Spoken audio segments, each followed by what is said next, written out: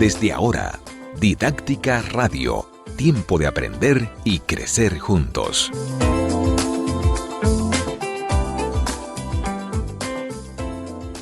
Bienvenidos a Didáctica Online, este programa que te acompaña cada semana con contenido de calidad, aportando a nuestra formación, como decimos, siempre crecer y aprender. Gracias por estar aquí, gracias a esta comunidad que va creciendo poco a poco, que va aumentando. Si te gustan nuestros programas, como le dije a alguien que me pidió, creo que por Instagram en estos días, me dijo, mándame el programa, le digo, suscríbete. Si te gustan, suscríbete a nuestros canales. Estamos en Spotify, en SoundCloud, en iTunes y en YouTube. Así que lo más importante es aprovechar que un programa como este está desde hace más de 4 años, lo digo mucho, ya, bueno, pronto, 5 años, y en el que realmente pues nos esforzamos en traer especialistas maravillosos que puedan compartir desde su experiencia, pero también con una vasta formación y especialización. Y así pues hoy traemos a otra amiga, colega, especialista que admiro muchísimo, así que aprovechemos al máximo este tema con nuestra querida Teresa Guzmán. Bienvenida, Teresa. Gracias, Margarita. Feliz de estar por aquí. Yo también, porque Teresa no solamente es educadora, actualmente está coordinando RED, que es una red precisamente de educadores que está impulsando iniciativas y acciones y movilizando a grandes especialistas y todo el que quiere involucrarse también en el ámbito educativo para generar, vamos a decir, reflexión, cambio, para movilizar. A mí me encanta esa palabra, ¿verdad? Apuntar a la mejora. Apuntar a la mejora. Y no solo eso, trabaja también liderando un proceso de innovación en UNIBE, que viene ahí desde hace varios años realizando un trabajo maravilloso y tiene una vasta experiencia con especialidad en inclusión educativa, en centros educativos, en el ámbito educativo, es formadora de formadores. Bueno, si sigo, vamos a usar el programa entero, ¿verdad? Con esta gran especialista que tenemos hoy. Aprovechemos el contenido sobre nada más y nada menos. Esto me lo sugirió una educadora que está en aula, me lo pidió, que es alumna mía, me dice, ay, esto es un tema que necesitamos. Y qué bueno que podemos contar con no solamente el conocimiento, sino la experiencia para poder aprender sobre este tema que es la pedagogía diferenciada, diferenciar la pedagogía. Y vamos a comenzar pues aclarando de qué se trata esto, porque bueno, hablar de pedagogía o de educación, pero agregarle como ese apellido, ¿verdad? Diferenciada, ¿a qué nos referimos y de dónde surge esta necesidad? O sea, de diferenciar la educación, la pedagogía. Agradezco mucho el interés de esa colega y justamente hace ya muchas décadas que venimos trabajando a nivel internacional con el tema de la inclusión. La inclusión, muchos años. La inclusión es un movimiento económico, social, educativo. Y dentro de la educación es muy importante pensar en todos los elementos que van a permitir que los procesos de inclusión de niños y niñas con diferentes condiciones se den. Entonces, la pedagogía diferenciada como tal apunta justamente a poder diferenciar los métodos, las técnicas y las estrategias de enseñanza, integrando las características individuales de los sujetos y de los grupos que tú tienes a cargo. Entonces, quiere decir que si tú eres una maestra de tercero de primaria, tú tienes que pensar a la hora de diseñar una clase en las características que tienen tus estudiantes. Y no como anteriormente se hacía una clase común, pensando que todos los niños iban a hacer lo mismo al mismo tiempo y entregando los mismos productos. O sea, a eso es que apunta la pedagogía diferenciada. No quiere decir que hay que hacer un plan de clase para cada niño, porque tampoco es de eso. No es realista. Tampoco es de eso que se trata.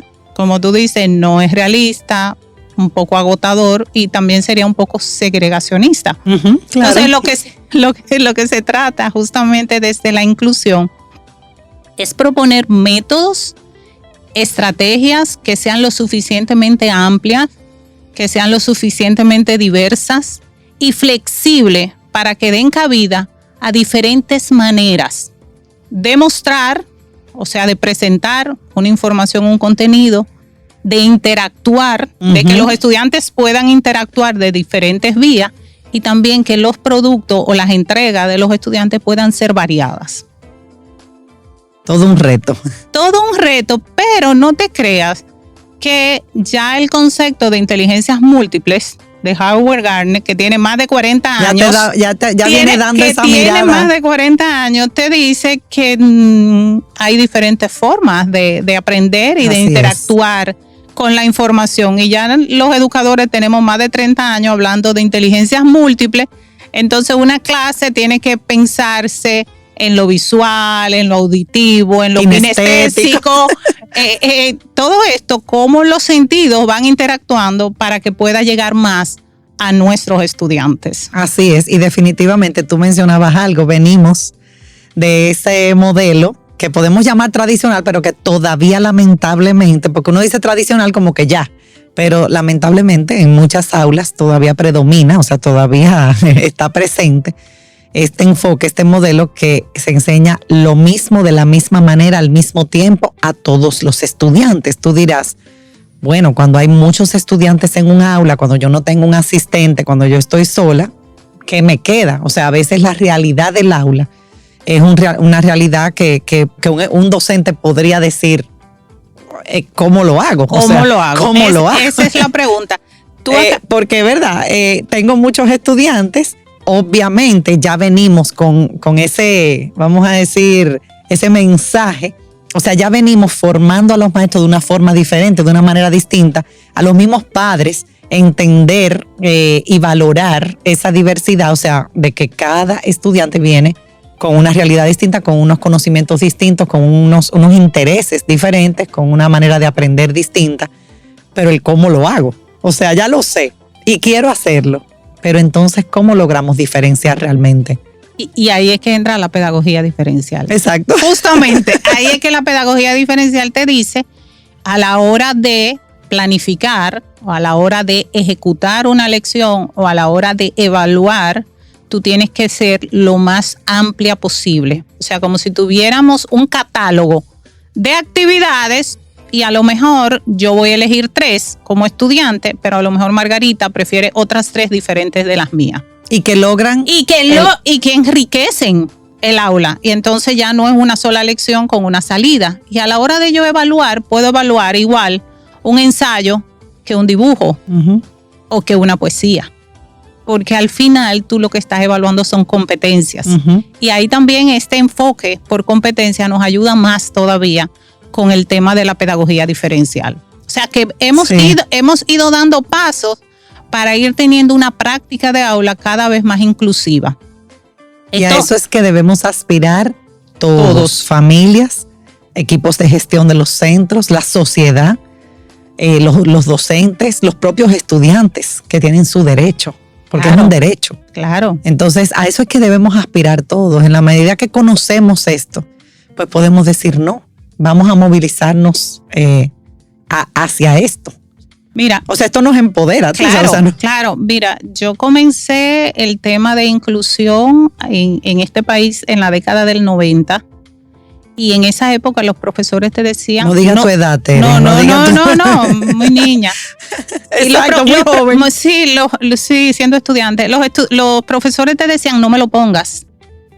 Hoy en día, nuestros profesores de escuelas públicas y de colegios, de todos los niveles, lo que te dicen es cómo lo hago. O sea, no me lo ponga. Y ese es un cambio muy grande. En ese sentido, también la sociedad, yo he visto ese cambio. Yo puedo dar fe, yo puedo testimoniar eso. Ahora bien, ha costado años. Sí, ahora bien. Pero sí. Ahora bien, también te puedo decir que los datos de mi tesis doctoral dicen que nosotros hemos avanzado en la parte de valores inclusivos, en la parte de filosofía, porque esto es una filosofía, entender que todos tenemos derechos y los mismos derechos. Hemos avanzado en eso. Sin embargo, los mismos datos, consultando padres, equipos de gestión, docentes, los datos lo que nos dicen es que donde nosotros estamos más bajitos es justamente en prácticas de aula. O sea que ahí donde sucede todo. Donde sucede todo. Pero que es muy importante porque hace 2 décadas era impensable tú ver en una universidad una persona con una discapacidad y hoy se gradúan de lo más normal. Entonces ha habido un cambio, ha habido un tránsito importante. Ay, sí.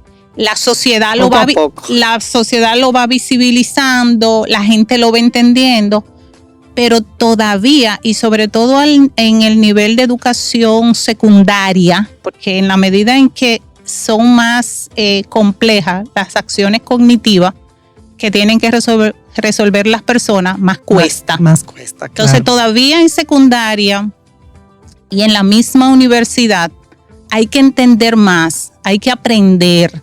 Y vamos a hablar del tema de los docentes, hay que entrenar a nuestros docentes en el uso de estrategias activas de enseñanza. Hay que conocer sobre el diseño universal de los aprendizajes. El DUA. El DUA. Hay que aprender a planificar tomando en cuenta los sentidos. Diferentes medios para aprender o para entender las cosas. Tal vez tú eres más visual, tal vez yo soy más auditiva. Tal vez el día es más kinestésico. No sé. Hay que pensar que no todos tienen que leer la lección y responder las preguntas. A lo mejor yo diseño en una misma lección y otra persona elabora un guión. Y a lo mejor otro le pone música y a lo mejor viene otro y monta una obra de teatro que termina siendo un éxito de taquilla. ¿Qué ha pasado? ¿Qué ha pasado en nuestras aulas? Así es. ¿Entiendes? Pero si el docente, que es fundamental, como siempre insistimos y como en todo. Y a la hora de evaluar. Y a la hora de evaluar, porque puede darse, a veces el mismo talento de la diversidad sale solo. Y yo tenía una profesora que me decía el otro día, una profesora de artística, que tiene una estudiante que tiene una condición de discapacidad intelectual. Y me dice, pero óyeme, esta niña hace cosas que yo me sorprendo. Y yo le decía, ¿y qué tal? Y ella fascinada con la muchacha, dice, donde yo tengo problemas con la evaluación. Y yo le digo, ¿por qué? Me dice, bueno, porque si yo la evalúo, como evalúo a los otros, ella se va a quedar en un 70 o en un 80. Y yo le dije, bueno, pero tal vez si tú haces una curva, ese 70 equivale a un 90 de otra persona con otras condiciones. Entonces, tener esa flexibilidad también para ver que no todos tenemos que hacer lo mismo ni al mismo tiempo. Es algo que sí es posible en nuestras aulas. Sí es posible. Sí es posible. Es posible. Sí. Eso yo creo que es el mensaje más importante, ¿verdad? Podemos diferenciar la práctica, podemos diferenciar la mirada, podemos diferenciar, y tú hablabas, y quiero volver ahí, y yo insisto mucho en mis talleres, en mis capacitaciones, en la formación de maestros, y vuelvo, insisto, porque veo una gran necesidad, incluso cuando trabajo con los colegios, en la planificación. Es clave. Desde la planificación, que a veces lamentablemente se queda un poquito como por arribita o superficial.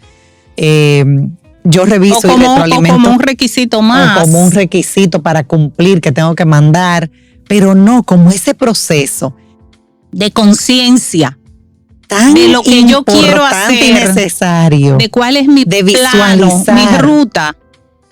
Partiendo de esos estudiantes reales que tengo en mi aula. Efectivamente. No porque si veo una actividad, ¡ay, qué chula! No, espérate, que yo tengo que ver cuál es mi intención, pero también cuál es mi grupo real, no el ideal. No el ideal, el que tú tienes real. ahí. El real. Eso que están ahí. Yo les digo, con sus características, con sus cualidades, con sus intereses. Mira, hablando el otro día con un estudiante, me decía, bueno, porque una vez se percibe como que los más inteligentes, vamos a decir, como que tienen como que hay preferencia. Señores, que no hay nadie ni más inteligente ni menos inteligente. Es como tú decías, las inteligencias múltiples, hay una mirada distinta ya a lo que es la inteligencia. A veces el que académicamente tiene muy buen desempeño, no necesariamente en la vida, vamos a decir, eso lo hemos visto muchísimo, en ámbitos que no sean, vamos a decir, el académico, ya cuando sale a la vida no necesariamente se va a desempeñar de una manera tal cual como se desempeñó. Sin embargo, otro que quizás académicamente no tiene ese desempeño por el mismo sistema, no porque quizás no tenga la capacidad, no se han buscado las vías para que pueda. Entonces, ¿por qué en el ámbito escolar muchas veces es como si tú no eres bueno en esto y en esto, generalmente en matemática y lengua española, que son importantísimas, ¿verdad? Pero dejamos de lado a ese estudiante que tiene otras. Entonces, como el trabajo colaborativo también es fundamental. Sí. De que podamos, vamos a decir, trabajar con otros y complementarnos, porque yo no soy ni más ni menos que tú. Quizá hay habilidades o conocimientos que yo no tengo que tú sí lo tienes. Y ahí podemos construir juntos. Claro. Esto que tú decías, que esa sobrevaloración de ese coeficiente intelectual, eso se ha demostrado a nivel de las investigaciones que no conduce necesariamente al éxito o al desarrollo de las personas, porque hoy hablamos de desarrollo de las personas. De hecho, se han documentado los estudiantes más sobresalientes en cada una de las promociones, no necesariamente son los profesionales que tienen mayor aporte y mayor desarrollo, porque el desarrollo de una persona no solo es conocimientos académicos. Gracias. Está la persona. Gracias. Están otras habilidades, por ejemplo, comunicativas. Está incluso el darse cuenta que otra persona necesita tu ayuda. Así es. Y estar ahí para esa otra persona. Entonces, las competencias emocionales. Las competencias emocionales. Entonces, nosotros vemos que puede ser una persona que a lo mejor fue la nota más alta, por decirlo de alguna manera. Pero le faltan otras. Y no necesariamente es la persona que en la reunión de 30 años después 30 años después es la persona más brillante. Así es. Y a lo mejor aquel que pasaba como con sumo trabajo y que todo el mundo, no, es la estrella cuando llega porque tiene otras habilidades. Entonces, hay que hacer un cambio de mentalidad. Urge aprender a valorar cada persona como es y a respetarla. Y yo te voy a decir, cuando yo no encuentro algo así como, wow, yo digo, todavía no estoy viendo bien. Porque cada persona tiene su valor. Vamos a afinar la mirada. Sí, yo digo, todavía no estoy viendo bien. Algo tiene que tener esta persona en lo que va a destacar. El otro día conversando con un grupo de profesores en la universidad. En la universidad nosotros tenemos un programa de inclusión muy robusto. Sí, de hecho, tenemos un programa para estudiantes que no van a completar una carrera universitaria, pero se le brinda la oportunidad de vivir la experiencia del campus. Ese programa se llama Puedo. Bellísimo. Y yo tuve un estudiante que era de ese programa y esta chica tiene discapacidad intelectual, pero ella siempre estuvo clara que ella quiere ser asistente maestra. Entonces, la universidad le organizó unas asignaturas que tienen que ver con psicología, con educación. Y esa niña, yo quiero que tú sepas que cuando yo necesitaba que alguien me recordara algo, yo nada más se lo tenía que pedir a ella.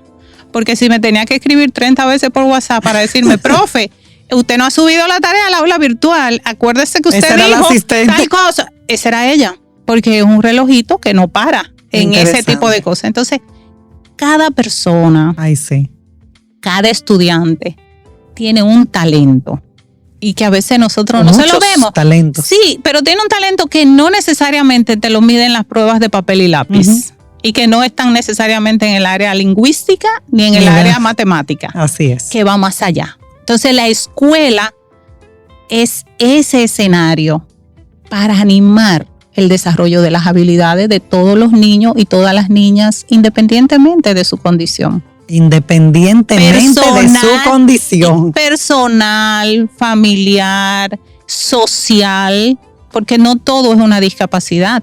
No. Hay una persona. Hay todo tipo de. Somos todos diferentes. Incluso de hecho, el mismo ambiente de procedencia de las personas marcan los espacios, las oportunidades que tú has tenido. Entonces, la escuela, yo digo, es como esa estación de salvamento. Debería ser. La escuela está llamada a ser esa estación de salvamento. Porque hay niños que cuando nacen ya no tienen familia, pero la mayoría pasamos por una escuela. Entonces, la escuela tiene que velar por el desarrollo de cada uno y de cada una de esos niños y niñas que llegan. Y de esos jóvenes, y impulsarlo. De todas las edades. De todas las edades. Entonces, no tiene edad. No tiene edad. Entonces, por ejemplo, yo tengo experiencias muy, muy significativas de chicos que en la escuela primaria nunca destacaron y que a lo mejor parecían como medio ahí. Y en secundaria tal vez no, y después son músicos famosos. Así es. Es que tú no hablabas el idioma que él hablaba. No, es otro. Tú no conocías otro código. Tú no conocías sus intereses. Así es. ¿Cómo lo puedes incentivar? Después te sorprendes. Así es. Y nos tenemos que dar como ese permiso de sorprendernos, ¿verdad? Claro. Se nos va el tiempo muy rápido, ya me están haciendo señas, qué pena. Bueno, primer bloque, tenemos que pasar a la pausa, vamos al segundo bloque, no se pueden ir porque quiero que conversemos sobre esa necesidad de que los docentes se formen para esto, porque tú dices, es posible. Y hay docentes que yo veo que han tirado la toalla, que están como en este proceso y dicen, pero ¿cómo lo hago? Tengo...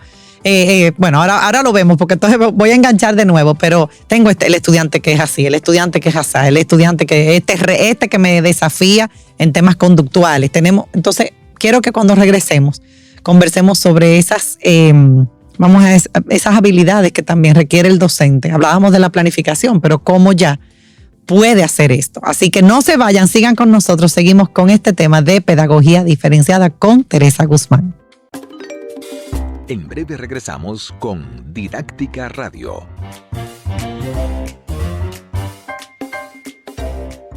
Hola, quiero vender mi carro. Claro, dígame las especificaciones. Actualmente tiene 7,000 kilómetros de grandes conversaciones con mis hijos, sensor de emociones, capacidad para muchas risas y lo más importante, viene con felicidad de fábrica. ¿Y por qué lo vende?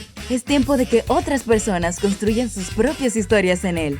Móntate hoy en un vehículo con cientos de historias emocionantes y suma las tuyas en nuestra Feria de Vehículos Usados Popular. Solicita ya en popularenlinea.com, cualquiera de nuestras sucursales y en distribuidores autorizados en todo el país. Banco Popular, a tu lado siempre.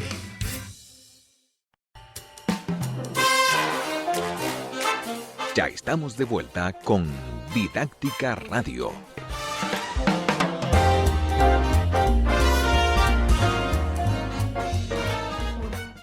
Continuamos con Didáctica Online con nuestra querida, una persona que admiro y quiero mucho, Teresa Guzmán, compartiendo sobre el tema de pedagogía diferenciada. De nuevo, gracias Teresa, porque estoy feliz de abordar este tema tan necesario, urgente, importante y que sé, como me dijo esa educadora que me dijo, no dejen de abordar este tema, que sé que va a dar luz a muchas personas. Esto es solo un programa corto, pero la idea es que podamos seguir profundizándose, invitar a todos, incluso a los padres, a seguir indagando sobre esto para que se garanticen nuestros derechos, los derechos de nuestros niños, de nuestros jóvenes. Yo sé que los centros educativos, muchos centros educativos están tratando de hacerlo lo mejor que pueden, de verdad que sí. Pero me dicen de repente, ¿qué hago? O sea, estoy agotada, tengo... la diversidad implica que definitivamente tenemos un poco de un sancocho con las 7 carnes ahí, o sea, un poco de todo, con sus gustos y sus sabores. Y a veces, casualmente estaba hablando en una clase reciente con las estudiantes del burnout, del estrés. Danos luz, porque tú has estado en campo, tú has trabajado con docentes y sigues trabajando con docentes. Fíjate con este proyecto que tienen incluso en la universidad, una mirada distinta. Comenzar con, el primer paso, una mirada distinta, porque un docente que se resiste a entender que ya no es vamos a copiar todos, vamos a leer todos, el que se resiste y piensa que tiene que seguir con el mismo librito, con la misma página todo el mundo, en la página tal. Cuando tú tienes un estudiante que en la página tal está lejos, porque eso no está cuadrando. Un docente que se resiste, pues ya es mucho más difícil. O sea que el primer paso es la sensibilización, sensibilizarnos. Me encanta esa palabra. Movilizarnos en el sentido de, espérate, voy a movilizarme, voy a ver qué más puedo hacer. Porque esta es mi realidad. Esa es la realidad de todas las aulas. Claro. Hay diversidad. El que quiera todos los estudiantes igualitos, que llegaron sabiendo lo mismo, que necesitan lo mismo, que no se van a mover, que no van a preguntar. El que quiera eso, definitivamente se tiene que ir a Marte, al planeta Marte, Aquí tu realidad es que tú vas a tener de todo, un poco de todo. Años un poquito más homogéneos, años un poquito más heterogéneos. Entonces, como hablábamos desde la planificación y tú hablabas de entrenar, formar al maestro. Eso es fundamental.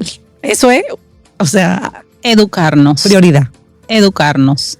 Los mismos maestros somos los primeros que estamos llamados a educarnos.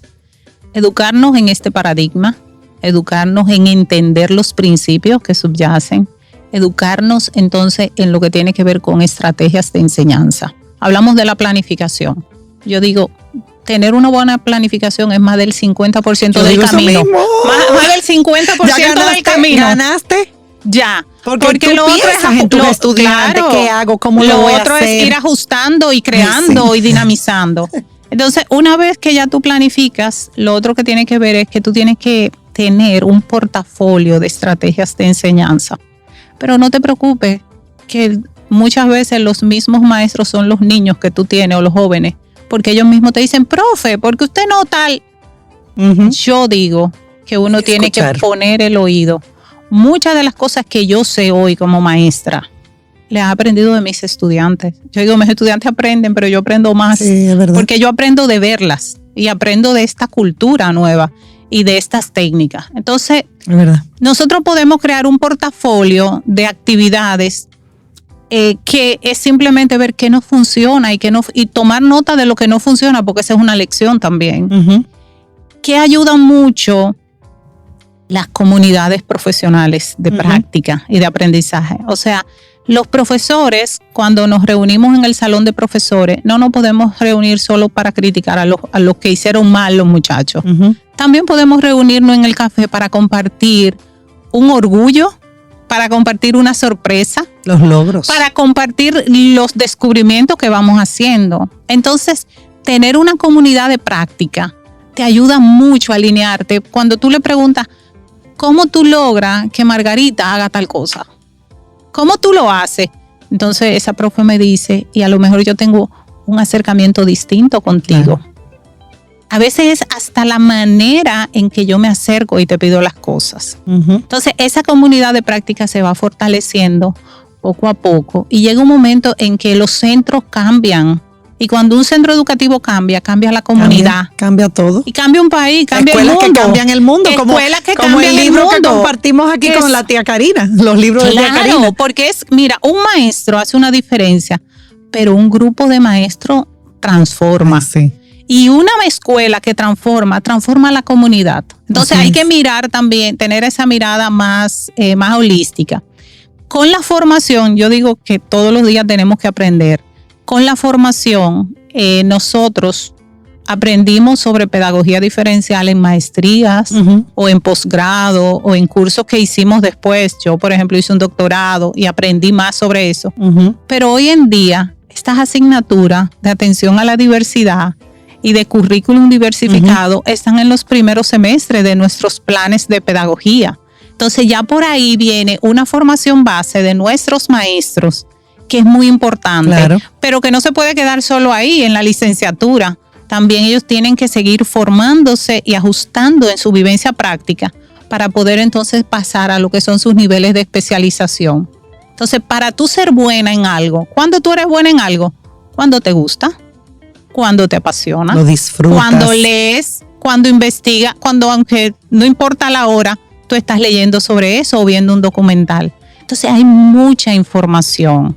Y nosotros tenemos que informarnos más. Sí. ¿De qué manera nosotros innovamos? Todos los días nosotros podemos innovar. Y eso es lo que hace la diferencia en el trabajo con nuestros muchachos.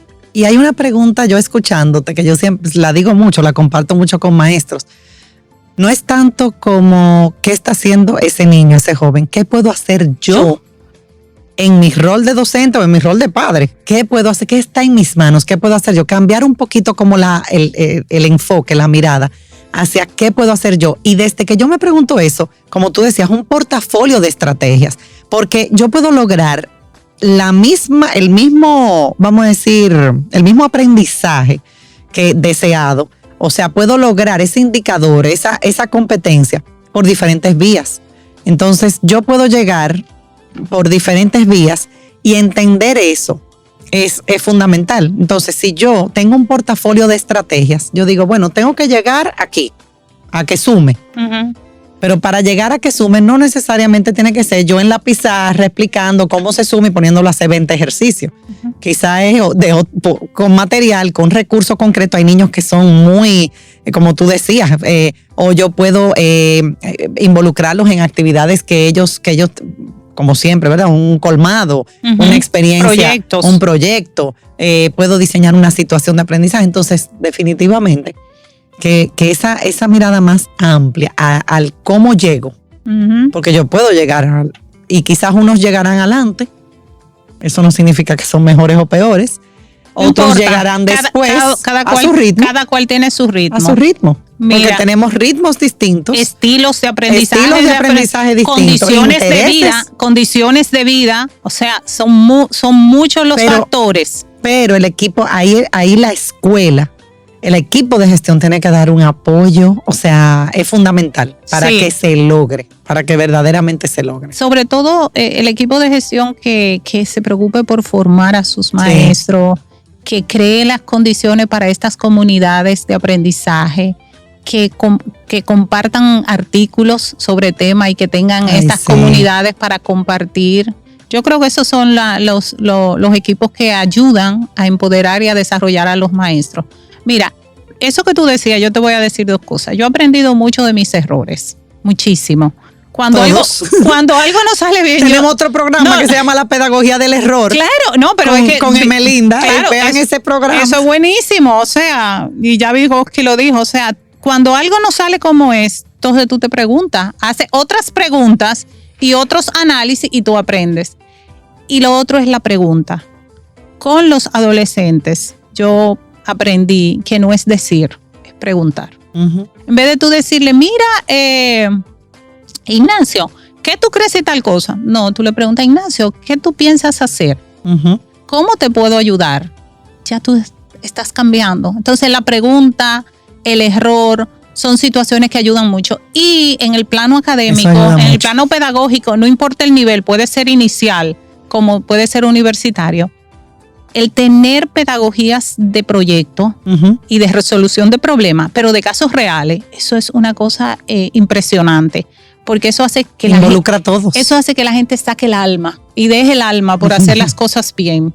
Y yo tengo un caso muy, muy cercano que me pasó con un chico de sexto de primaria, que bueno, la profesora de lengua española le puso a leer un libro, esta estrategia de que los profesores eligen los libros y obligan a que todos los Ujú. niños lean Lean los mismos ese los libro. libros. Y el muchachito, y que entreguen un Ay, informe, sí. y que entreguen Del un mismo informe libro que ella, que el profesor que eligió. el muchacho no eligió, que eligió la maestra. Y todos los niños lo mismo. Y este muchachito que tenía un nivel intelectual muy por encima de su grupo, ese libro no le interesaba. Es un libro de ese muchacho que está Estaba leyendo la sufriendo. Ilíada y la Odisea en sexto de primaria. Él cogió y buscó el resumen en internet y se lo entregó. Y claro, la profesora se dio cuenta, porque los profesores sabemos. Y entonces una cita con los padres y todo eso. Y todos los focos sobre el muchachito. Pero después, en esa entrevista, salió algo muy interesante y fue poder determinar cuáles eran los intereses del muchacho y en qué nivel Está, lector claro. está ese muchacho. Porque y tú yo tienes quiero que estudiantes tú que están sepas. aquí, otro que está aquí, Entonces, en cada una de las entonces, áreas. se nos ocurrió decir, porque había que salvar el juego, ¿verdad?, de la escuela, se nos ocurrió entonces decir, bueno, pero entonces elige tú un libro que tú quieras, prepara tu informe, y es más, si tú quieres y te sientes más a gusto, escenifícalo. Mira, ese muchacho escribió un guión y ese muchacho hizo una producción en sexto de primaria que todo el mundo Que había que verlo. todo el mundo se quitó el sombrero. Que había que verlo, sacó todo lo que llamamos el máximo potencial. Sacó su máximo potencial. Porque en palabras tú dices, ¿pero qué es el máximo? Sacó Eso. su máximo potencial. Eso no, y que cuando tú Dio haces lo que tú el quieres, lo que a ti te gusta, óyeme, tú te luces. Tú te luces, definitivamente. Y engancharlo con lo que a ti te gusta es fundamental. Entonces, yo y no te digo- podemos ser igual de buenos en todo. No, entonces yo te digo que O sea, el gran desafío para salvar esa brecha de desarrollar más una pedagogía diferencial en nuestro país está atado a la formación de nuestros docentes. Sí. Pero no una formación de sensibilización de los cursos padres. y cursos. No, es una formación que atienda justamente a esas necesidades de cómo yo puedo ser mejor maestro, cómo yo puedo motivar más, cómo yo puedo ganar empatía, desarrollar mis relaciones interpersonales con mis estudiantes. Entonces, cada maestro es que va a saber en cada grupo, porque cada grupo es diferente, cuáles son sus necesidades y que los equipos de gestión inviertan en eso. Eso es como cuando me dicen, no, que hay que partir de los intereses de los niños. Yo a un listado de tus niños y ponme al lado de cada uno cuáles son sus intereses. Uh-huh. Porque en el discurso sí. Es muy bonito. Tú conoces realmente el interés de Juan, de María, uh-huh. de Ana, de Pedro, de Pablo, de Adriana. Tú conoces los intereses de cada uno porque hay que partir de los intereses, pero ¿conoces realmente cuáles son los intereses? Se hizo ese levantamiento. ¿Qué estrategia tú utilizas para hacer cuáles son sus necesidades? Porque en el discurso y en las frases y en las ideas está muy bien, pero a la hora de la hora, ¿qué implica yo conocer realmente esas necesidades, esos intereses de los niños y los jóvenes? Y los propios míos también, porque yo como docente también tengo que conectar.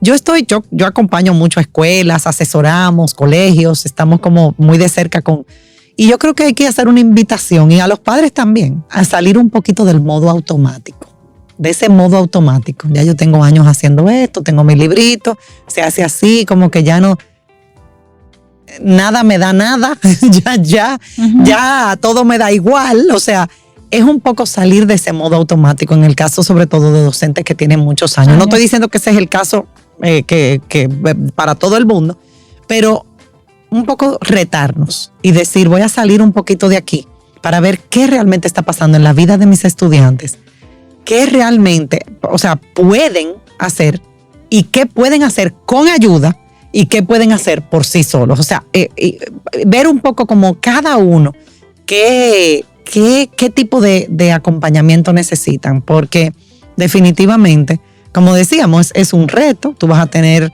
temas conductuales, tú vas a tener temas, como tú decías, por ejemplo, del ámbito más cognitivo, intelectual, emocional, o sea, un poco de todo. Y desde la planificación, pensar en todo eso antes de diseñar y ver esa diversidad de actividades, de experiencias que yo puedo diseñar para que todos se involucren, porque al final si dejo fuera estudiantes, estoy excluyendo. Yo digo. O sea, si yo nada más estoy diseñando para el que yo sé que me va a dar lo que estoy pidiendo y que le va a ir bien, entre comillas, entonces estoy excluyendo. Entonces yo tengo que ver, es una mirada interesante, cómo yo voy a incluir a todos. Mira, yo digo. Y nos queda poco tiempo, pero me gustaría ese mensaje final. Para mí educar es tocar el alma de las personas. ¿De qué manera? Yo no sé. Vamos a buscarla. Hay que encontrarla. Porque hay personas que tú le tocas el alma mirándolo a los ojos.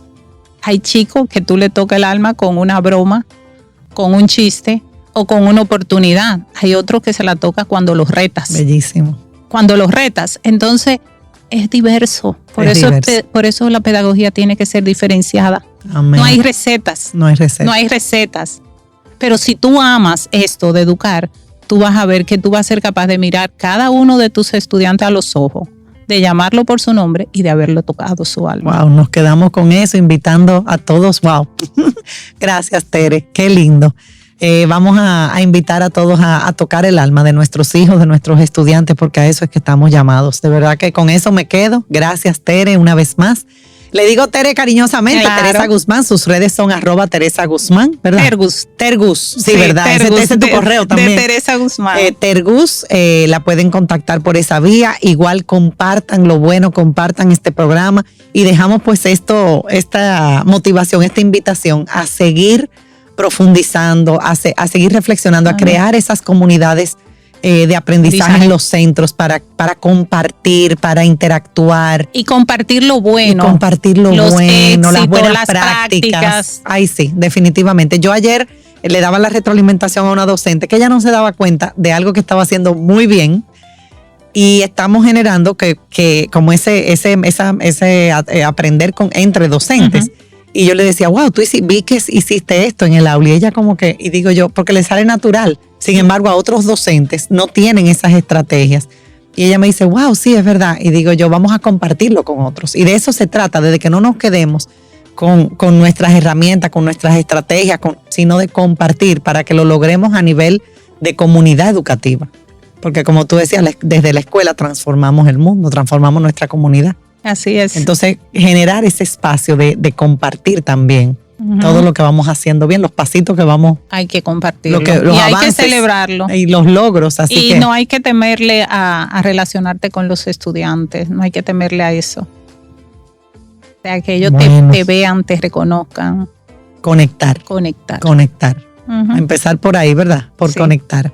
Y tocar el alma, me quedo con eso. Me encanta. Siempre nos quedamos con tanto en estos programas. Bueno, pues ahora sí toca despedirnos.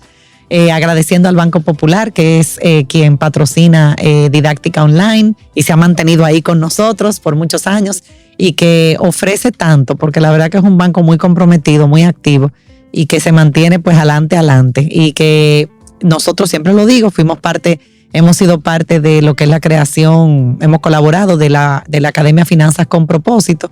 Ponerla a la disposición, son cursos gratuitos de no solamente educación financiera, sino de muchísimos ámbitos, temas interesantes para la vida. Así que aprovechenlo, están ahí, cursos gratuitos, Academia Finanzas con Propósito. Así que adelante. Ahora sí, cierro con la frase, ya todo el mundo que nos ve pues la conoce, es: la educación no es teoría, sino vida, transformación y aprendizaje. Hasta la próxima. Gracias, Tere. Gracias a ti.